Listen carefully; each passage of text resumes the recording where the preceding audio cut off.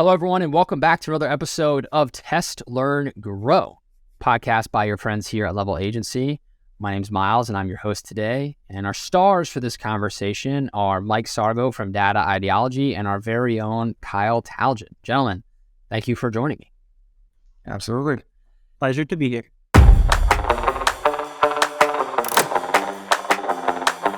So, Mike, I'm going to ask you to kick us off. I'd love it if you could start by just telling us a bit about what you do and what your company does. We'll start there. Yeah, absolutely. So Mike Sargo, I'm the founder and chief data and analytics officer at Data Ideology. Our company, Data Ideology, is a boutique consultancy focused in the data and analytics space. So we help a lot of organizations really gather around and formulate data strategies, as well as help them implement and execute on their strategies by helping them modernize their data and analytics processes to really maximize the value of their organization's data and gain competitive advantage. Kyle, over to you. If you could give us the same intro, that'd be awesome. So I'm Kyle Talgin. I'm a mathematician by training, so I'm a math PhD. I've been working for about a year here at Level as a data scientist, so trying to bring in different modeling techniques, attribution techniques, all sorts of things to understand what is our marketing doing? How is it working? What's the impact it's driving? How can we be the most efficient? All of those sorts of questions. Prior to that, I was in biomedical engineering for a while, looked at a lot of brains. Actually, it was in modeling stuff in the brain that made me really want to understand the math, because in that setting, we produced a lot of models that produced pretty looking pictures that frankly, I don't think were verified very well. And so one of the things I care about a ton as a modeler in marketing, I can build you a pretty model to say whatever I want. What I want to know is, should I believe it? So one of the things I care about a lot is, okay, great, it looks pretty on the outside. Why should I trust it? And that's something we'll talk about, I'm sure. Yeah, sure. In this podcast in general, we've talked a lot about all variety of marketing topics and marketing strategy, but Mike used the phrase data strategy. And so I'm curious from your perspective, when we say data strategy, what do we really mean and why is it important? Yeah, absolutely. So a data strategy at its core is a plan move forward, right? So it's an organized plan that outlines how your organization is going to align its resources, its funding, its objectives all together, really in an effort to help them maximize the use of the data and really streamline processes, making that data supply chain more efficient. So what we see out of that is a competitive advantage, supporting growth of the business, increased efficiency throughout your operations, identifying new opportunities, and optimizing your business processes. So in this digital world, as people continue to onboard new applications, data volumes increasing, it's more important than ever to really focus on an organized plan, i.e. data strategy, to help support your business goals moving forward. So going into creating that data strategy, hearing some of the points you mentioned there in your answer, it seems to me that you really need to have, it sounds weird to say you need to understand your business, but you need to not just understand the macro of your business, but the micro of where your data is coming from, how it's coming in, right? Things like that. Can you talk more about that? This importance of you need to really understand deeply your own business before you can jump into strategy versus doing the opposite, right? Going strategy first before you might have that full understanding. Yeah, absolutely. And part of our data strategy engagements is really tailored around understanding the business, right?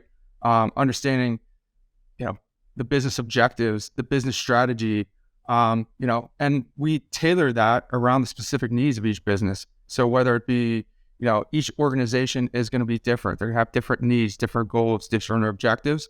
And then they're going to be in a, potentially, obviously they're in across different industries. Right. So getting a clear understanding of how the organization works, what it's aiming to achieve, really is going to help us better equip ourselves, our team, and your team to formulate and maximize the value of a data strategy moving forward. So, without understanding that business, you're kind of flying blind, right? And from our standpoint, a data strategy and any execution of that data strategy is ultimately meant to support the business and the business goals and the business needs that help them drive future growth and opportunities. So when I was looking around the data ideology website, one of the things I like best, I was just looking through the blog posts, was you had a post on the difference between being a defensive-minded and an offensive-minded organization, or really a data strategy. And I guess implicitly, I actually had some of those ideas in mind, but the framework was really helpful for me.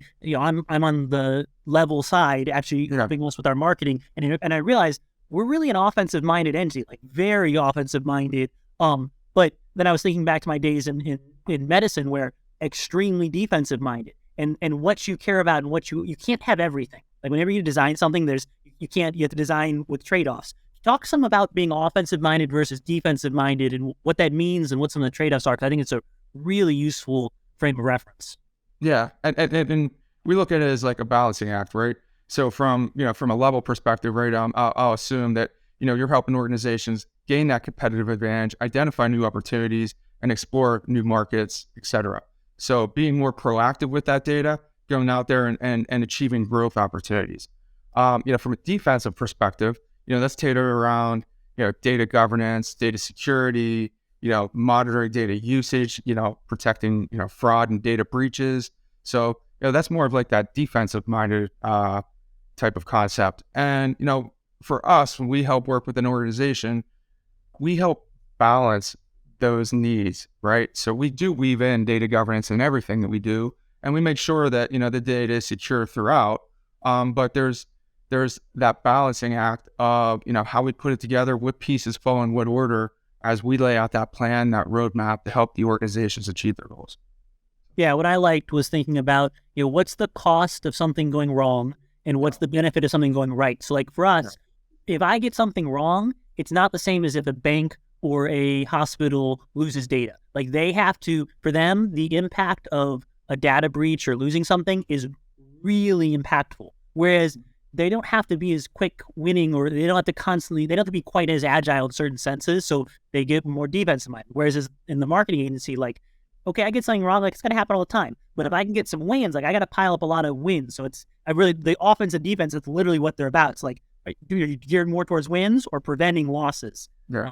I liked that a lot. Yeah, absolutely. And with our financial services client and our healthcare clients, you see a little bit more defensive minded concepts weaved in to that prioritization. Think about this idea of defense and offense. If you think about putting together a plan for the future of your business, curious first where you start, how you go about that, but also how do you structure that plan differently, if at all, if you're thinking offensively or defensively? Yeah. From our standpoint, as we kind of mentioned before, we start with the business. Everything is centered around the business. We see a lot of organizations go off and, IT teams think they know what the business wants. But, our process, we engage the business, engage the stakeholders of the business, first identify, again, business goals, objectives, what they want to achieve through a data strategy.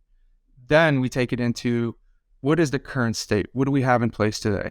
What are the data capabilities? What are the gaps that should be addressed? And then we move on to defining the data requirements with the business, right? So the business helps us define those data requirements and the data that they need and the frequency that they need that data to help drive the business forward and, drive intelligent insights and, that whatever that goal is or that objective is, what they need, when they need it, how they need it, and how we can support that, right? And then on top of that, we establish data governance around that, the policies, procedures, so that we ensure whatever we build, we're producing or delivering data quality, it's secure, and it's going to be compliant with any and all regulations that organization needs. And then we layer all that together and develop a data roadmap, which is the final step, is really outlining steps to help them achieve those goals and investments in technology to get them to that future state that we're partnering together with. All right, so it's that plan for the future to deliver on their goals and objectives. How often do you find that the client has clarity on what their needs are? Because one of the things I encounter a lot when I talk to people, say in modeling, it's a little bit different, but it's still a similar issue.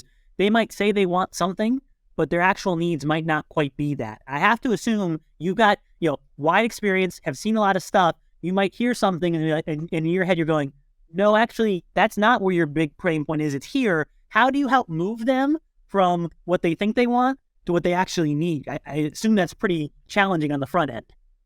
It is, and it's part of the process that we work through in our data strategy. So, we work through a future state modeling exercise, and part of our interview process with the business helps identify some of those needs. So what we hear a lot of times from business leaders is, you work across different divisions in an organization. They're all kind of focused on their individual needs and how to serve that data up to them. But there's commonalities around that, and there's foundational, I call it data assets and data domains that are important across the organization. That we help pull those concepts, those use cases together and help lay out that roadmap and show them how we can help service everybody's needs. And again, in a prioritized fashion based upon the value that each one of those kind of iterations delivers, right? So if you talk to sales and marketing, they're going to give you one answer of, really driving that upfront sales process. You need to talk to some back office operations. They're about streamlining and becoming more efficient in their operations. Both a little bit different, but at the same time, there's probably customer data involved across the board, right? There's transactional data of if they're a client, what services or products are they buying and what are those transactions? What are they interested in? And help being able to really better understand a variety of different things to help, again, operations streamline and sales kind of drive, more sales, whether it's existing client base and or using that data to market and sell to new potential prospects. How do you say you get some buy-in? People are like, okay, we got to do some different things. We got at least the basic roadmap. How do you actually start the process of getting something done? I'm thinking especially in the case like you were laying out of, you got a big entity. You got, say, very siloed data. Like we deal all the time with sales and marketing being very siloed, and it is always tremendously painful. And it's not easy to move through that. Like, how do you guys begin attacking that? Talk to me about that. Yeah, typically we attack that as, we're look at like to lay out a data strategy, from the ground up. But then B, we like to prove it with a proof of concept or pilot approach to help these organizations really understand and validate what we're putting together. So, focus on a small scale, showing them what they will get because, I can't tell you like how many times, way back in past life, you've worked for an organization, they spend all their time, money, and effort boiling the ocean to produce this result that the business isn't really kind of engaged or maybe doesn't deliver on exactly what they want. And I know you probably deal with this in the marketing side, right? So what do you want to do? You want to take that strategy, you want to, focus on something small that can help prove that concept. So it helps reduce the risk of their approach, helping you test and validate that strategy in a controlled manner, right? That also focuses around something of value to show you a potential outcome. So you have a faster time to value of that small scale solution that can quickly, assess the feasibility and help them understand, the stakeholders understand what they're going to get in their end state as you layer on all these additional use cases and delivery. So it helps improve the stakeholder engagement because they'll be able to see something early in the process. You're able to get their feedback, get their buy-in, and quite honestly, continued funding in modernizing their data platform. Because, a lot of times if you focus on that boil the ocean approach, you're focused on things that aren't important and they're not engaged in the process, sometimes it's the first thing to be cut. And then last, you have greater agility because it allows the organization to really see, get their hands on, feel, refine what that is, and really kind of help drive that next level of conversation. Say, hey, you know what? I love 80 to 90% of this. I see where we're going now. I got my hands on some dashboards. I got, data streaming in real time. You really kind of integrated a lot of different data sources. That's great. Can we do this or this? Now I see what we're doing. How, are we able to do this? And so we can weave that into the strategy before we're too far down the path. And it's a little bit harder to do. Yeah, that's very much how we try to function here. When I do different work modeling for clients, we try very much to function on short development cycles, demos, and actually it's as valuable for learning good things as for moving away from bad things, I find. It's like, you're going to screw up. There's no way you're going to, or things are going to not work. Like, that's how life is. And one of the things I really like about the proof of concept, then minimal viable product, like that's often how we think. We say, do a proof of concept as quick as you can. Now, okay, that's probably not ready for market, but what's the minimal viable product? Let's get that out there And then we can start layering on features. Because if you take the other approach, trying to make the perfect thing off the jump, like you say, you boil the ocean, it takes forever, you never get to value.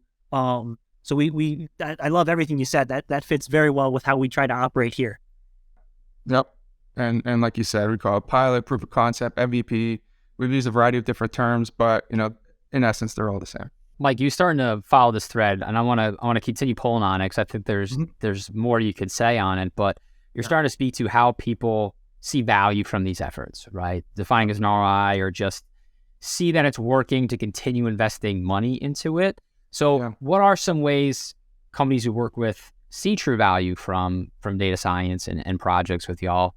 And what are pitfalls, right? Like known pitfalls where if you mentioned boil the ocean approach as one, but I'm sure there's others. Like what are some other ones we can call out so that folks know to avoid that as they embark on something like that? Yeah. And, from a data science and or an analytics perspective, right? Obviously the clear benefit is you're going to get better decision-making, right? You're going to have data-driven decision-making capabilities. So you'll be able to see trends and patterns and have insights into your business that become immediately apparent to you, through this process. And you see that even in that, proof of concept that we just talked about. You also have increased efficiency, how you automate the repetitive tasks and improve processes around your data supply chain. How do you get it from your source systems? How do you integrate that data? And how do you prepare it and model it and get it ready for the analytics and data science teams to use, right? To gain that competitive advantage, right? So how do they stay ahead of the competition and identify new opportunities, predict trends, all those things? And it's by having good quality data at your fingertips to help drive decisions. Some of the pitfalls of that is if you go down the analytics or data science track without having clarity or strategy, there's a lot of wasted time and resources kind of going down all these different paths with no coordinated effort and producing, that proper, I'll call it scalable data model.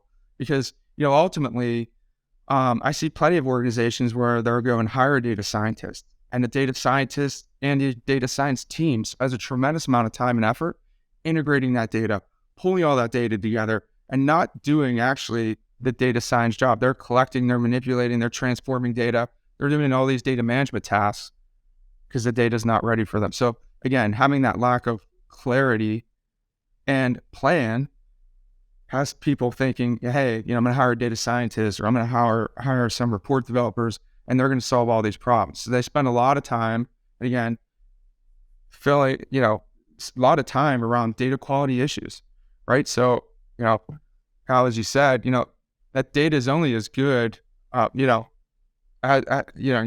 analysis is only as good as the data that you're working with. So if you have data quality issues, you're going to have some challenges in producing, outputs that are going to help drive your business forward. Let me jump in for a second, because it might be helpful depending on who's listening to this. Let me lay out two different fields for people and give them some understanding of how they intersect. So there's data engineering on the one hand, and then something people may or may not have heard as much of data engineering. It's popular, don't get me wrong, but it's not as much of a buzzword. They've almost certainly heard of data science. Now, what is the relationship between those two? Data engineering is the sort of infrastructure that actually takes data from whatever sources it comes from and then pulls it in and aggregates it or maps it or transforms it and then stores it in ways that actually are useful. And that's the edifice, the foundation on which something like data science rests. Data science is then something that takes the quality data and then uses it to draw inferences or make predictions or other things through models that you couldn't do otherwise. But it's really important to know data science is preceded by data engineering. Now, it's interesting, though, I'll make this call out. There is, like the question that started this interview, there is a little bit of a chicken and an egg, because you could be very foolish in two different ways. One way is you could map all your data engineering stuff and get that all solved and do that what you think is well, but you don't know what analyses you want to do in the back end. And then you realize all of a sudden the data we have that's sitting very nice in a database, in a data mart or whatever, well, actually my models don't take that in. I encounter this a bunch, for instance, like if we want to do modeling for a client and we want to do market level modeling. So it's like, hey, we want to look at different DMAs and actually break it up, but actually stored in our databases, all the data, like it hasn't pulled that in from the sources. Well, now all of a sudden I'm doing what Mike just described, where I got to actually go into Facebook and Google and all these things and pull the data myself and transform all the DMAs and do all the engineering I don't want to do to then do it. So you have to think up front, what data science do I want to do if you're going to do it? On the other hand, you could go the other way, which is what Mike described, which is just hire a bunch of data scientists and you've not invested in infrastructure. And all of a sudden, what are they going to waste all their time doing? Going to all those places, trying to pull it together, trying to clean it. And that's also a waste of time. You don't want to do either of those, frankly. Yeah, and I think that, to your point, they're often complementary but interdependent disciplines, right? Where the data engineers, focus on that, building data pipelines, integrating that data, and then modeling that data so that it could be used throughout the enterprise, not just the data science team, but the analytics teams, the business teams, and everybody throughout the business.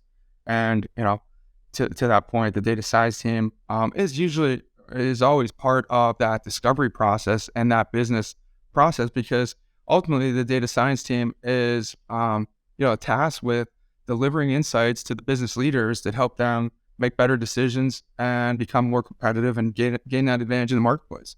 So again, the data engineers support the data science. The data scientists can really focus on what they're good at producing those advanced analytical insights.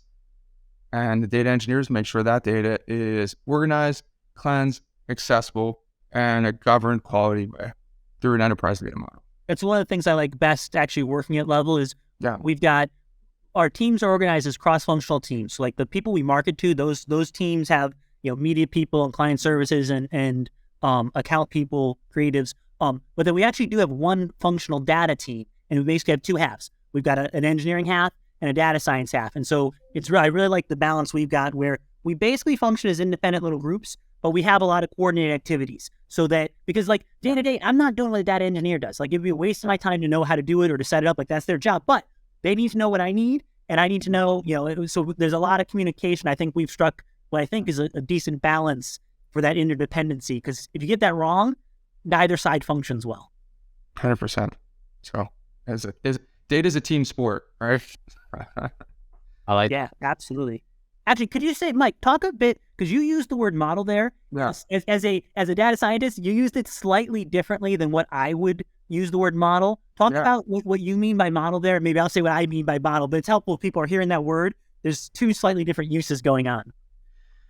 Yeah. So, when I say enterprise data model, we're looking at, really a process that, has like three different pieces to it, right? So, you start with a conceptual model, a logical model, and then the physical model, which is a representation of the data structured in a way that's really easy to understand and organized and supporting the analytics use cases of the business in many ways. And it's reusable. So it improves the understanding of the data so that the business stakeholders can understand how data is structured, organized, related, and helps them interrelate, how that data is related to those business processes. Because I use the term customer. Customers typically data is stored throughout a variety of different systems, and to pull it together really helps them understand and saying, hey, a customer from here, here, and here at different stages of your business life cycle helps them really understand that business process once you map that out and you model an enterprise data model, right? On top of that, you're going to identify any data quality issues that may happen in the process. Redundancy, errors, quality, all those things happen as you start to build out that enterprise data model. Those come to light. You work with business leaders to really identify those, maybe change some business processes that help increase data quality throughout the organization. And then you have approved data integration in the sense that, now you're going through and, like I said, you're taking customer, product or a variety of different things from different data sources, integrated it together, improving that data integration, reducing the risk of inconsistencies throughout the business as other analytical teams or data science teams may need access to that data. So as we bring that together, model it together, and, we pull a customer and we pull address or location, or we pull sales, we're all using that same terminology because it's built within an enterprise data model that we've established data governance agreements on, and collaborated on it. So like part of the process is we develop, you improve collaboration with an enterprise data model too, because It's not just like set it and, one IT person decides what we're going to call this thing. It's a collaboration with the business and analytics teams to say, hey, what do we mean by this or that? What is accounts receivable? What is this or these metrics, these terms, for all these different data points? We work through that process. So at the end of the day, it improves the understanding for everybody. We have better quality data. The data is integrated. The business has more agility and flexibility, and we've increased collaboration across the board. And then what that does, that provides like rocket fuel to the analytics teams, the data science teams, because now they know they don't have to go through fully buttoned up. You have an enterprise data model, and the team can just, kind of go start producing those outputs that they've been looking for with data that has already been agreed on, already been cleansed, and quality.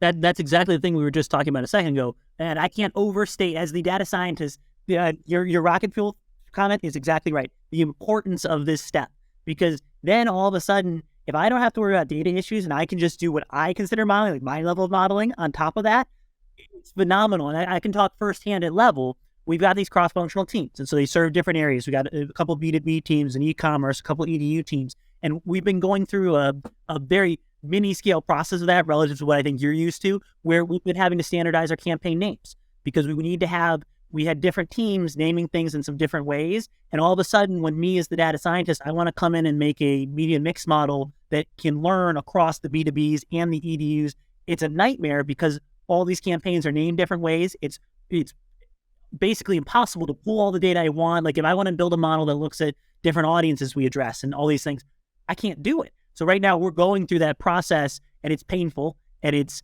slow, but it's really important. Like any infrastructure, if it's done right, it unlocks massive potential. So for listeners here, if this sounds abstract, it is so important. Otherwise, you just can't get insights. Like the goal of all this stuff is insights. And if you don't have your data in order in a digestible, clear way, and I mean, just think for a second. Like I'm sure you're used to working with like big companies where you've got, one division A, division B, division C that are huge. And they've got customers coming in their own different ways. They might use different terminology for the same sorts of fields. They might gather slightly different data. You can't learn across that, but those customers might interact across different verticals. I mean, it's so important to get that all in order. Just critical.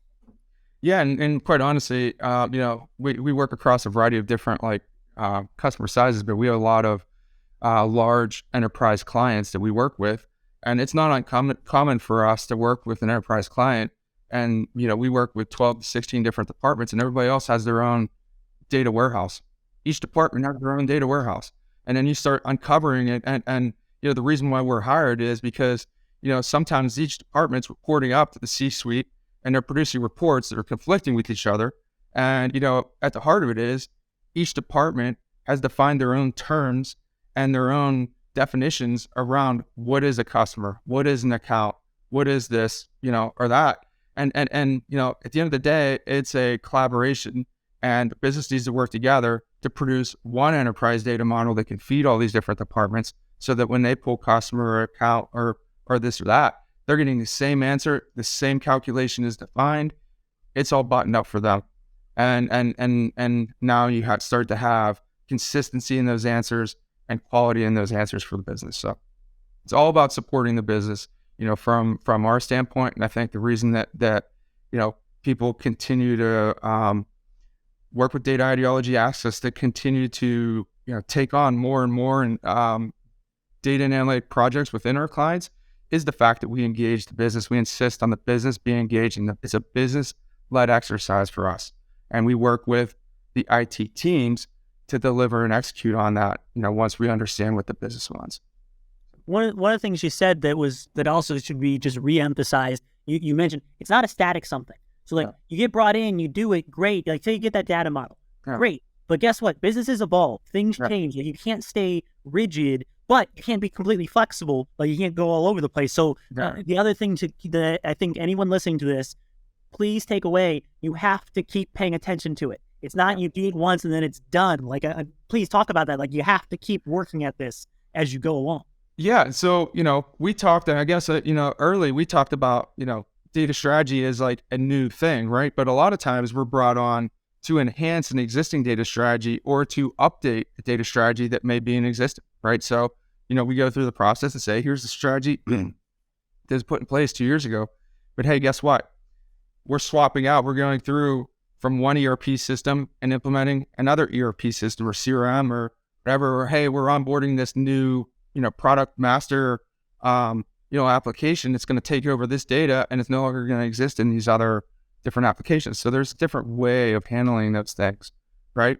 And it also helps support those application integrations and onboarding those transformations, because a lot of times we can take that data from the old systems, bring them into that enterprise data model, store them, have all that historical data, and onboard the new applications, and then they can, hit the ground running, right? And they don't skip a beat. And then we made sure that they have all that data at their disposal, at their fingertips to support decision making.